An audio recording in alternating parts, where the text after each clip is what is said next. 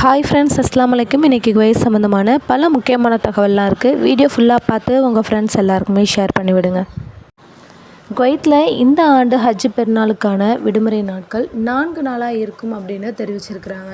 June 16, 17 மற்றும் 18 தேதியில் ஈத் நாட்கள் இருக்கும். அது மட்டும் இல்லாமல் ஜூன் 19 பார்த்திங்கன்னா வேலை நாட்களாக இருக்க வாய்ப்பு இருக்குதுன்னு சொல்லியிருக்காங்க. அதே அரஃபாத் ஜூன் 16, அதாவது ஞாயிற்றுக்கிழமை ஆரம்பிச்சிச்சு அப்படின்னா 17, 18, 19 விடுமுறை நாளாக இருக்கும். அதுக்கப்புறம் இந்த 20 மற்றும் 2 நாட்களுக்கு விடுமுறை இடையில வர்றதுனால ஓய்வு நாளாக அறிவிக்கப்படும் அப்படிங்கிற மாதிரியும் சொல்லியிருக்காங்க.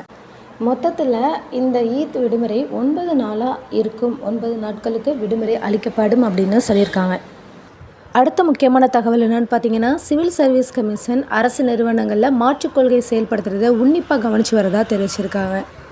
98லேருந்து 100% வரையிலான சதவீதங்களுடன் 10 செயல்பாட்டு குழுக்கள் செயல்பட்டு வரதாகவும், இதன் முடிவாக 5 ஆண்டுகளில் கிட்டத்தட்ட 10,000 பேருடைய பணிகள் நீக்கப்பட்டிருக்கிறதுக்கு வழிவகுத்திருக்கு அப்படின்னு சொல்லியிருக்காங்க. இதில் முதல் ஆண்டில் பார்த்திங்கன்னா 3140 வெளிநாட்டு ஊழியர்களை பணி நீக்கம் செஞ்சுருக்காங்க. இரண்டாவது 1550 பேரை பணி நீக்கம் செஞ்சுருக்காங்க. மூன்றாவதாக 1437 பேரை பணி நீக்கம் செஞ்சுருக்காங்க. 4ஆம் ஆண்டில் 1843 பேரும், 5ஆம் ஆண்டில் 2000 பேரும் பணி நீக்கம் செய்யப்பட்டிருக்கிறதா புள்ளி விவரத்தின்படி வெளியாகிருக்கு. மொத்தத்தில் குவைத்தில் இருக்கிற வெளிநாட்டினுடைய முக்கியமாக அரசாங்க துறையில் பணிபுரிகிற வெளிநாட்டினர்கள் 10,000 பேரை பணி நீக்கம் செஞ்சுருக்கிறாங்க. அடுத்த முக்கியமான தகவல் என்னென்னு பார்த்தீங்கன்னா, குடியுரிமை சட்டத்தை மீறுறவங்க ஜூன் 17ஆம் தேதிக்குள்ளே முடிவடையும் காரணத்தினால பொது மன்னிப்பை சீக்கிரம் பயன்படுத்தி கொள்ளணும் அப்படின்னு உள்துறை அமைச்சகத்திலேருந்து அழைப்பு விடுத்திருக்கிறாங்க. ஆல்ரெடி அவங்க ஒரு குறிப்பிட்ட காலம் கொடுத்துருந்தாங்க. இந்த நாட்களுக்குள், இந்த மாதத்துக்குள்ளே பொது மன்னிப்பை பயன்படுத்தி இந்த மாதிரி சட்டவிரோதமாக இருக்கிறவங்க நாட்டிற்கு செல்லலாம் அப்படின்னு இப்போ அந்த டைம் முடியும் தருணத்தில் இருக்கிறனால விரைவில் பயன்படுத்தி கொள்ளுமாறு கேட்டிருக்கிறாங்க உள்துறை அமைச்சகம். இதன் விளைவாக இப்போ குடியிருப்பு மற்றும் தொழிலாளர் சட்டங்களை மீறுறவங்க, பணி சட்டத்தை மீறுறவங்க கைது செய்கிறதுக்கு அமைச்சகம் தொடர்ந்து தீவிர நடவடிக்கை எடுத்துகிட்டு வரதா சொல்லியிருக்காங்க.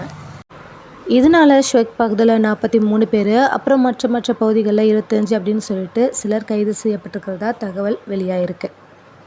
அடுத்த முக்கியமான தகவல் என்னென்னு பார்த்தீங்கன்னா, குவைத்லேருந்து ஐரோப்பியன் யூனியன்கள் நாடுகளுக்கு செல்லக்கூடிய, அதாவது ஷெங்கான் நாடுகளுக்கு புறப்படுற பயணிகள் அவங்களுடைய புறப்படும் நாட்டின் தூதரகத்திலேருந்து பயண விசா பெறுறதுக்கான முக்கியத்துவத்தை வலியுறுத்தி சிவில் ஏவியேஷன் பொது நிர்வாகம் அறிக்கை ஒன்றை வெளியிட்டிருக்கிறாங்க. டிக்கெட்டு முன்பதிவு சம்பந்தமான தகவல் வழங்குவதற்கு செங்கான் விசா விண்ணப்பம் கொள்ளக்கூடிய குடிமக்களுக்கு சுற்றுலா மற்றும் பயண அலுவலகங்களுடைய அவசியத்தை வலியுறுத்தியிருக்கிறாங்க. இது சம்பந்தமான சட்டங்களை மீறுறவங்களுக்கு நடவடிக்கை எடுக்கப்படும் அப்படின்னு தெரிவிச்சிருக்காங்க. ஓகே ஃப்ரெண்ட்ஸ், இது போல் பல முக்கியமான தகவல் தெரிஞ்சுக்கணும் அப்படின்னா நம்ம சேனலை மறக்காமல் சப்ஸ்கிரைப் பண்ணி உங்கள் ஃப்ரெண்ட்ஸ் எல்லாருக்குமே ஷேர் பண்ணிவிடுங்க. தேங்க்ஸ் ஃபார் வாட்சிங். பை.